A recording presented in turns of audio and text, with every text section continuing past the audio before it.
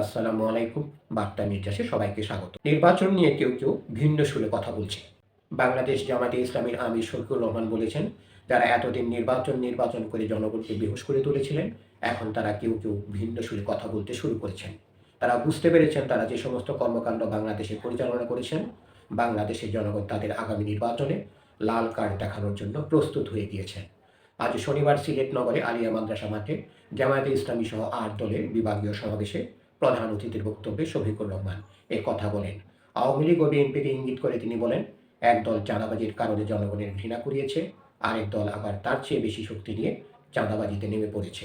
একদল দখলদার বলতে গিয়ে জনগণ তাকে প্রত্যাখ্যান করেছে, আরেক দল বেপরোয়া দখলদার হয়ে উঠেছে। একদল জনগণের জানমাল নিয়ে ছিনিমিনি খেলেছে, আরেক দল একই পথ ধরেছে, এমনকি নিজেদের মধ্যে মারামারিতে নিজেদের শেষ করে দিচ্ছে। দর্শক, আরও সংবাদ পেতে আমাদের বার্তা নির্যাস চ্যানেলটি সাবস্ক্রাইব করে আমাদের সাথেই থাকুন। ফেসিজমের কালো ছায়া বাংলাদেশ থেকে যায়নি বলে উল্লেখ করেন জামায়াতের আমির। তিনি বলেন, একদল যে অপকর্ম করে চলে গিয়েছে, আরেক দল বাংলাদেশে সেই অপকর্মের দায়িত্ব নিয়েছে। কেউ যদি চিন্তা করে জনগণের সমর্থন পাবো না, তাহলে বাঁকা পথে প্রশাসনিক কুয়ের মাধ্যমে আমরা নির্বাচনের ক্রেডিট হাইজ্যাক করব। তাদের বলবো, বন্ধু, সেই সূর্য ডুবে গেছে, এই সূর্য আর বাংলাদেশে উঠবে না। এই কালো সূর্য আর বাংলাদেশের মুখ দেখবে না। এখন নতুন সূর্যের উদয় হবে, সেই সূর্য কোরআন বুকে নিয়ে উদিত হবে ইনশাআল্লাহ।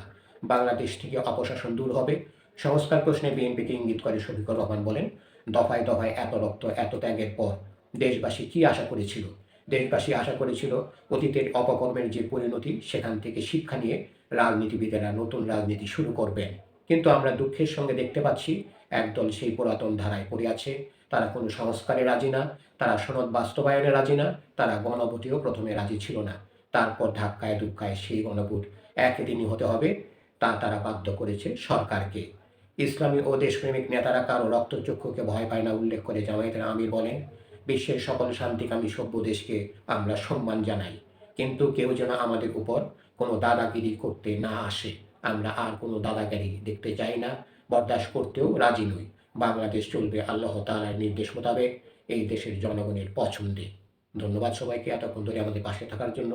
আরও সংবাদ পেতে আমাদের বার্তা নিউজ চ্যানেলটি সাবস্ক্রাইব করে আমাদের সাথেই থাকুন।